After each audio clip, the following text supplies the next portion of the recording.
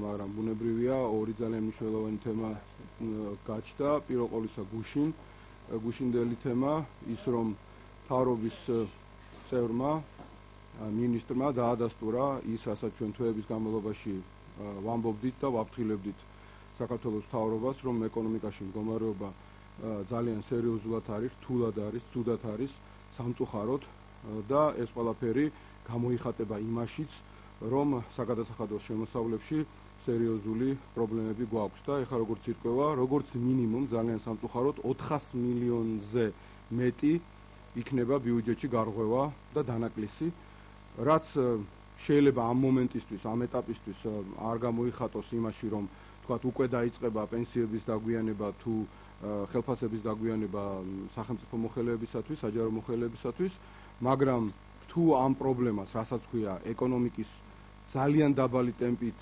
ზრდა აი ამ უდიდეს გამოწვევას ჩვენი ქვეყნისათვის არ მიეხედა და მას თავისი კონკრეტული გზები აქვს, როგორი გამოსავალი უნდა ვიპოვოთ, როგორ უნდა მოვაგვაროთ ეს პრობლემა, მაშინ ბუნებრივია უკვე მომავალ წელს შეიძლება ეს პრობლემაც დაუდგეს ჩვენს ხალხს და საზოგადოებას, რაც კატასტროფა იქნება. შეგახსენებთ, რომ 10 წლის განმავლობაში, ბოლო 10 წლის განმავლობაში ქართველმა ხალხმა დაივიწყა თუ რა არის ბიუჯეტის შეუსრულებლობა, რა არის სეკვესტრი, რა არის დაგეგმილი ბიუჯეტის ვერ შესრულება და შესაბამისად უკვე მთავრობის მხრიდან თავის მართლება, რომ ამას თუ იმას, რაც ქვეყანას სჭირდებოდა და იყო დაგეგმილი თვითონ ამ მთავრობის მიერ ვერ სრულდება. მინდა ისიც დავამატო ამას, რომ ჩვენი გათვლებით, თქვათ, ჩვენ რო გაგვემარჯვა წინა ოქტომბრის არჩევნებში, ერთი წლის წინ, ვარაუდობით დაახლოებით, ოპტიმისტური გათვლებით ვიტყვით 11%-იან ზრდას ეკონომიკის, პესიმისტური გათვლებით 9%-იანს. ახალი ხელისუფლება მოვიდა და ბუნებრივია გარკვეული ცვლილებების ტრანზიციის გარდამავალი ეტაპის გათვალისწინებით მათ დაგეგმეს არა 9%, არამედ არც 8, არც 7, 6%, როგორც ქვეყნის ეკონომიკის და მაშინ ჩვენ ვაფრთხილებდით, რომ შეიძლება ეს ვთქვათ მათ ვერ შეასრულონ, მათ ქვეს რომ ჩვენ საკმაოდ დიდი ასე ვთქვათ გარანტიები გვაქვს და ვიცით რასაც ვაკეთებთ და როგორც ხედავთ 6% კი არა 2% ნახევარსაც თუ მიაღწია ეკონომიკურმა ზრდამ ეს იქნება მაქსიმალური შედეგი სამწუხაროდ, რაც კიდევ ერთხელ ვამბობ ძალიან სერიოზული პრობლემაა.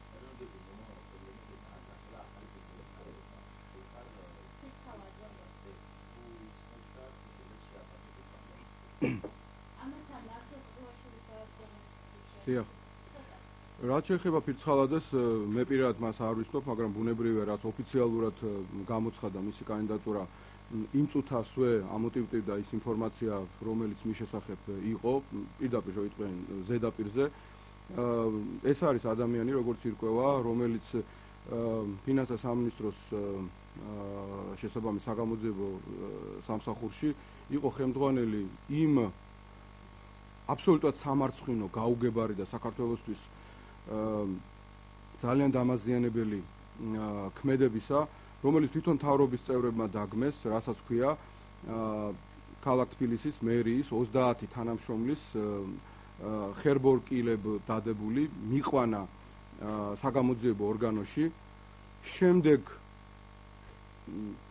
კვიანი ადამიანები ამ მთავრობაში არიან, ბუნებრივია და იმათმა უთხრეს, რომ ეს რა სისულელე გააკეთეთ. ეს იმ დღეს ხდება, როცა ჩრდილოატლანტიკური საბჭო, ნატოს ჩრდილოატლანტიკური საბჭო არის საქართველოში სტუმრად. ჩრდილოატლანტიკური საბჭო მოგეხსენებათ არის ნატოს მართველი ორგანო სამიტიდან სამიტამდე. ყველა ის ელჩი, რომელიც წარმოადგენს ნატოს ქვეყნებს, იყო წარმოდგენილი საქართველოში. მაშინ ეს ადამიანები გამოუშვეს და თქვეს, რომ არა, ესენი დაპატიმრებულები კი არ იყვნენ, არამედ იყვნენ მოწმის სტატუსით დაბარებული, თქვენ კარგად გახსოვთ ეს ამბები, როგორ შეიძლება მოწმე ხელბორკილებით მიიყვანო, გამოუშვეს და შემდგომ ისევ დააპატიმრეს, როგორც კი ჩრდილოატლანტიკურმა საბჭომ დატოვა საქართველოს ტერიტორია.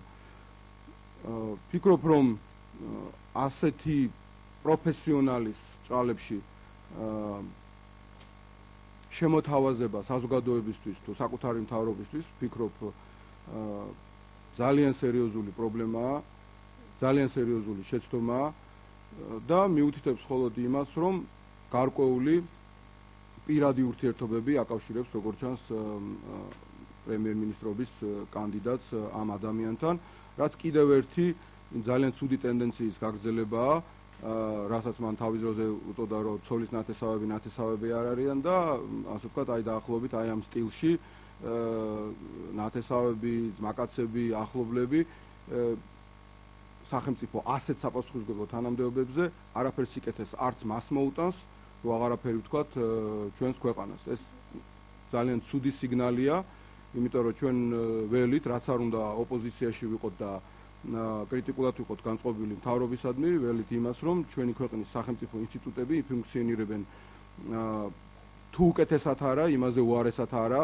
ვიდრე ჩვენ დროს იყო, იმიტომ რომ ჩვენ ესეთი მიდგომა გვაქვს და ესეთი გქონდა თავის დროზეც, როცა ვიყავით ხელისუფლებაში, რომ ყოველი მომდევნო თვე ჩვენი ხელისუფლებაში ყოფნისას ყოველ მომდევნო წელიწადი უნდა ყოფილიყო იმაზე უკეთესი, ვიდრე წინა. ხა იდეალური არასდროს არ ყოფილა, იდეალური ვერც იქნება, იდეალურს არც ამ ხელისუფლებას ვთხოვთ და არც ამ ხელისუფლებისგან მოვითხოვთ, მაგრამ ნამდვილად გვაქვს იმის, როგორც მოქალაქეებს, როგორც ამ შემთხვევაში როგორც ოპოზიციას გვაქვს იმისი უფლება, რომ მოვითხოვოთ, რომ ქვეყანაში იყოს კომპეტენტური პიროვნებები, კომპეტენტური ადამიანები, ისეთი უმნიშვნელოვანეს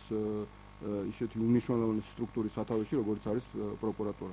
და არა ნათესავები, ახლობლები და ძმაკაცები, რომლებმაც ცუდი საქმეების გარდა თავი ვერაფრით ვერ გამოიჩინეს.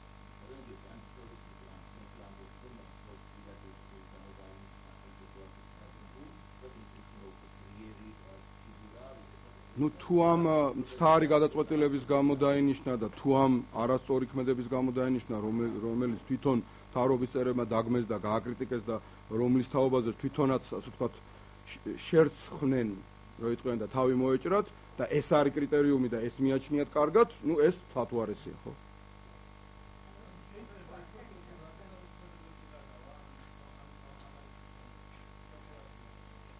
იცით, გამორიცხული ხა არაფერი არ არის, ხა აქ დღეს თქვენთან ერთად ამ სტუდიაში მარჩიელობას სხვადასხვა მეთოდებით ნამდვილად არ ვაპირებ. ერთ-ერთი გზა შესაძლოა ეს იყოს, გამომდინარე იქიდან, რომ ქვეყანაში ეკონომიკური მდგომარეობა ძიმეა, ერთის მხრივ, მეორეს მხრივ ეკონომიკური გუნდი და მთავრობა იხტიბარს არ იტეხავს და ამბობს, რომ ყველაფერი კარგად არის. ანუ იმას კი არ ამბობს, რომ ვაიმე ეს რა დაგვემართა, რომ 6%-იანი ზრდის ნაცვლად 2.5%-ით სანატრელი გაგვიხდა და 400 მილიონი როგორც მინიმუმ გარღვევა გვაქვს ბიუჯეტში, არამედ ამბობენ, რომ ყველაფერი კარგად არის. ეხლა საქართველოსთვის 2.5%-იანი ზრდა რო ძალიან ცუდია, მე მგონი ამას მტკიცება არ ჭირდება, ხო?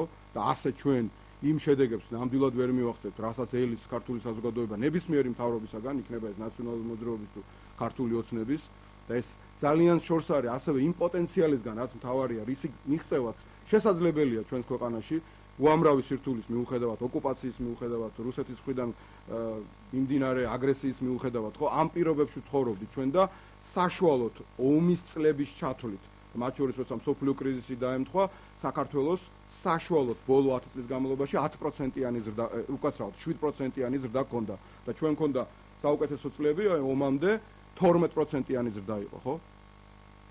და აი ამ თავი ომის ჩათვლით და მსოფლიო ეკონომიკური კრიზისის ჩათვლით, რამაც სერიოზულად დაგხვია უკან, საშუალო გამოგვივიდა 7%. ხა როცა ასეთი საოცნებო მთავრობა მოვიდა, ხო?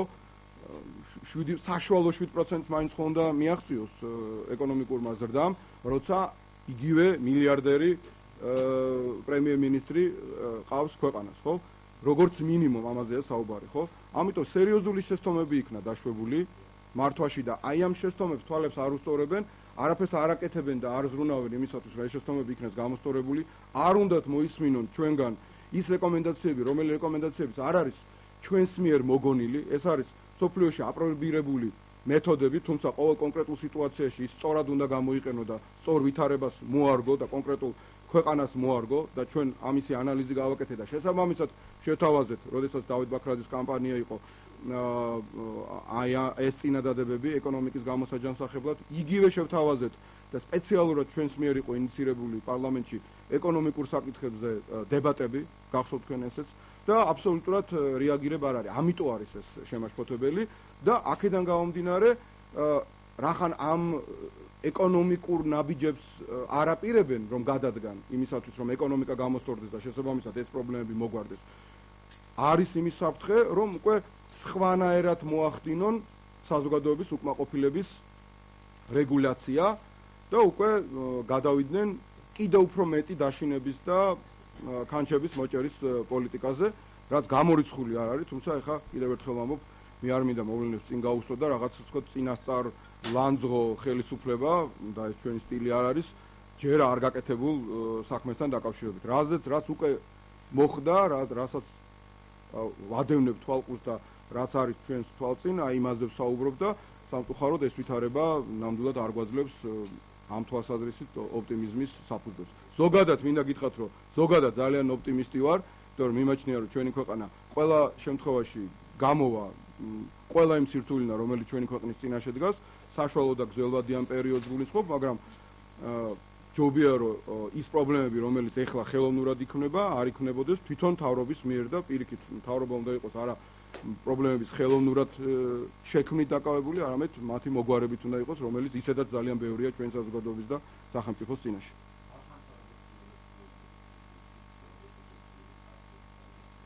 არის ეს ჩვენი სამარჩიელო არ არის, ჩვენთვის სულ ერთია ამ შემთხვევაში ვინ იქნება მთავრობაში, თუ ამ ადამიანებს, ვინც მომავალში იქნებიან, არა აქვთ ის ნაკლი, რომელ ნაკლზეც მე ვისაუბრე ამ შემთხვევაში პროკურორთან მიმართებაში, თუ მათ არა აქვთ ჩადენილი ის შეცდომები, დაშვებული შეცდომები, აღარ ლაპარაკობ დანაშაულზე, რომელიც მათ მიუღებელს გახდის ნებისმიერი მთავრობისათვის და მთლიანი საზოგადოებისათვის. დაანჩენი პასუხისმგებლობა ახალ პრემიერ-მინისტრზე, რა თქმა უნდა, ისევ და ისევ ბიძინა ივანიშვილზე, იმიტომ რომ ის მიდის, მაგრამ სინამდვილეში არცად არ მიდის, ჩვენ ეს კარგად ვიცით, იქნება და ჩვენ როგორც პოლიტიკური ოპონენტები, როგორც ნებისმიერ დემოკრატიულ ქვეყანაში ხდება, შევეცდებით მათ გაუწიოთ პოლიტიკური ოპონირება და ამავდროულად პარტნიორობა იმაში კი არა, რომ ჩვენ კრიჭაში ვიყოთ ჩამდგარი მთავრობასთან, არამედ შევეცდებით, როცა გავაკრიტიკებთ, თქვათ რა არ მოგწონს და როგორ აჯობებს, რომ ქვეყანამ იაროს და მთავრობა მიმოქმედოს. აი ესეთი დამოკიდებულება გვექნება ჩვენ. ჩვენ კიდევ ერთხელ ვამბობ, აი მთელი ამ კრიტიკის ფონზე მინდა გავიმეორო ის, რაც არაერთხელ გითქვამს, რომ ჩვენ გვინდა რომ საქართველოს მთავრობა იყოს წარმატებული, იმიტომ რომ საქართველოს მთავრობის წარმატება არის ამ ქვეყნის წარმატება, ჩვენი ხალხის უკეთესი ცხოვრება, აქედან გამომდინარე ჩვენი დაინტერესება არის, რომ მთავრობაში არ იყვნენ არაკომპეტენტური ადამიანები, ნათესაობით ძმაკაცობით მოხვედრილი ადამიანები, რომლებსაც არ გააჩნიათ გამოცდილება და მათ თავი გამოიჩინეს მხოლოდ ცუდი საქმეების კეთებით და დიდი შეცდომების დაშვებით იყვნენ დაკავებულები.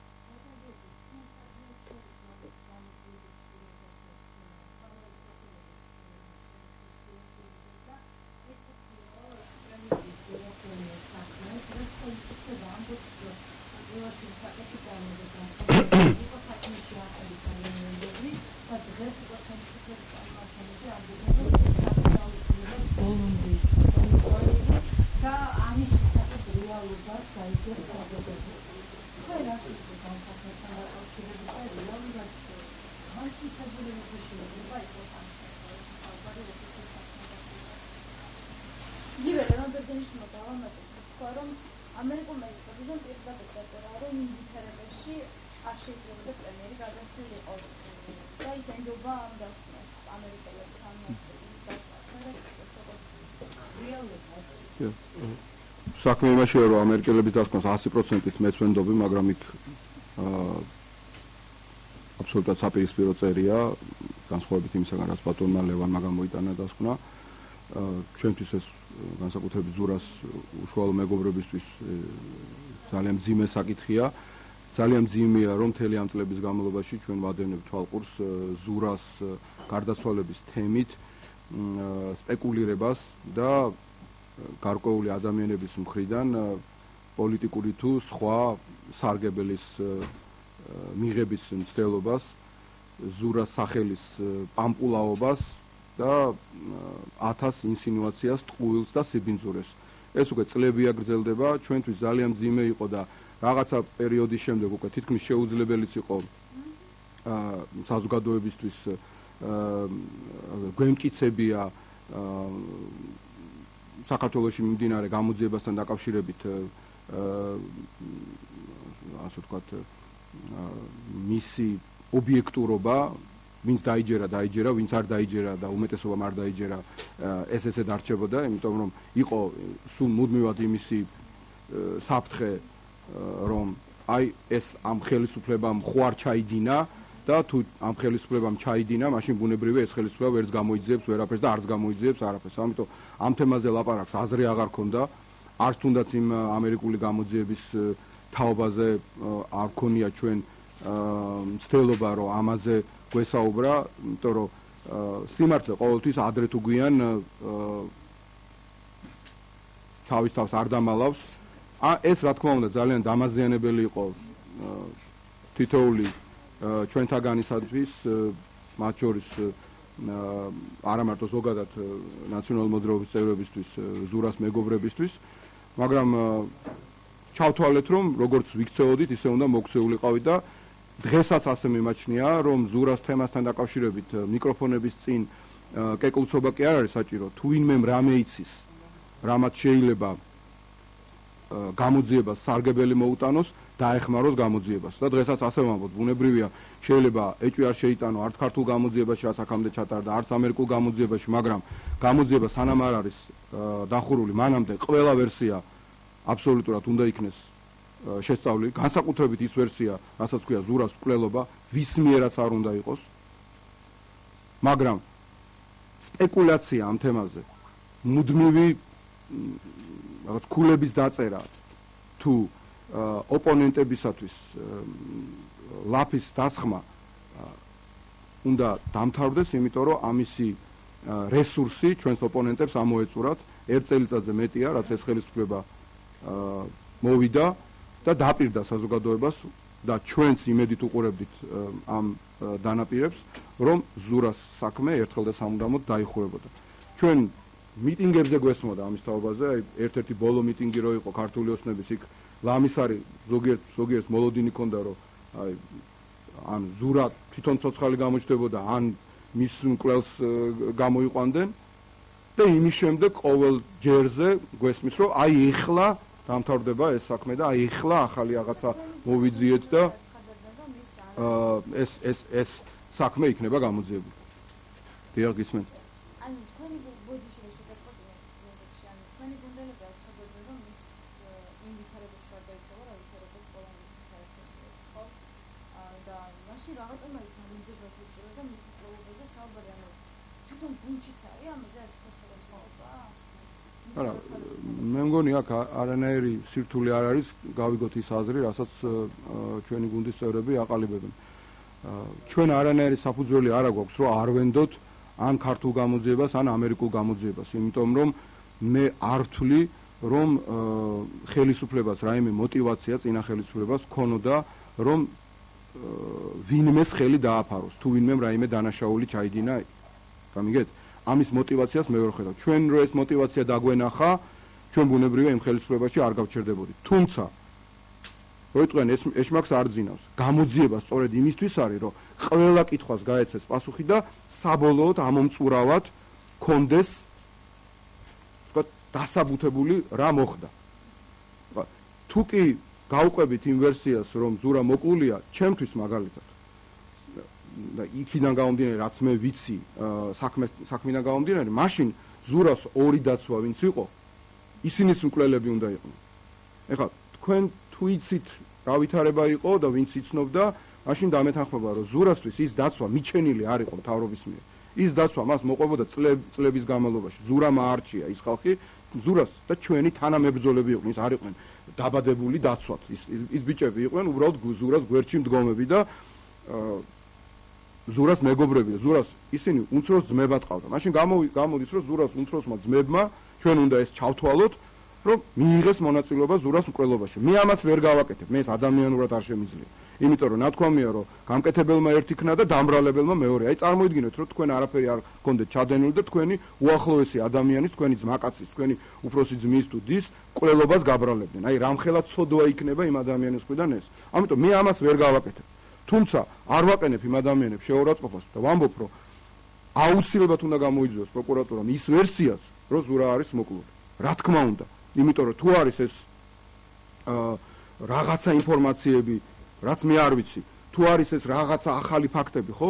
ბუნებრივია, ვის შეიძლება ენა მოუბრუნდეთ და თქვათ, რომ არა, აი აპრიორი ავიღოთ და ერთ ვერსიას გავყვეთ, ხო? ამიტომ გამოძიება სანამ ოფიციალურად არ დასრულდება, ჩვენ ხო არ ვართ გამოძიებლები. ჩვენ შეიძლება თითოეულ ჩვენთაგანს გქონდეს ან მეტი ან ნაკლები ინფორმაცია, მხოლოდ იქიდან გამომდინარე, რაც ჩვენ ვიცით. მაგრამ გამოძიება სწორედ იმისთვისაა, რომ დაადგინოს ისიც, რაც ჩვენ არ ვიცით. ამიტომ ჩვენ არაფრის მტკიცება ერთმნიშვნელოვნად 100%-ით არ შეგვიძლია. აი ამაზეა საუბარი. მე მგონი აქ გაურკვეველი არაფერი არ უნდა იყოს. კიდევ ერთხელ ვამბობ, ეხლა ვლაპარაკობთ ამას ასე ღიად და საჯაროდ, იმიტომ რომ ეხლა ამ ლაპარაკს აზრი აქვს. თორემ ამ ლაპარაკს არ მოყვება ისა, რომ აი დღევანდელი გამოძიებაც ამათ ხელს აფარებს. და ამიტომ ბუნებრივია მოვითხოვთ დღევანდელი გამოძიებისგან, რომ თუ რამე იცით, ახალი იქნება თუ ძველი იქნება, უკეთესად გაანალიზებული, ხო? დროზე დაამთავრეთ ეს საქმე, რომ დაისვენოს ზურას ოჯახმა, დაისვენოს ზურას სულმაც და დაამთავრდეს ზურას სახელით სპეკულაცია. იმიტომ რომ ჩვენ ვართ ზურას, ვიყავით ზურას მეგობრები, ვარ ზურას მეგობრები და დავრჩებით ზურას მეგობრებად და მისი პოლიტიკური, ასე ვთქვათ, სკოლის წარმომადგენლება თუ გნებავთ. იმიტომ რომ ზურა იყო მართლა უნიჭიერესი ადამიანი, აი ძალიან ცოტა რო თქვა მართლა ამ კაცს. და ძალიან დიდი სახელმწიფო მოღვაწე, ძალიან დიდი პატრიოტი და ჩვენთვის ძალიან საყვარელი ადამიანი. და ჩვენთვის ძალიან მტკივნეულია ნებისმიერი ინსინუაცია და ზურას თემიდან გამომდინარე კიდევ ზურას გუნდის მიმართ ტალახის სროლა. ბუნებრივია. ამიტომ უნდა დამთავრდეს. თუ ვინმე რომელიმე ჩვენთაგანი რამეში ვარ დამნაშავე, ხო? ღმერთის წინაშე, ზურას წინაშე თუ კანონის და სამართლის წინაშე, რა თქმა უნდა დასაჯელია ნებისმიერი ადამიანი. და დამთავრდეს ეს წამება ყველა იმ ადამიანისა, ვისთვისაც ზურას სახელი არის ძვირფასი. ეს არის, მადლობთ. კარგად იყავით.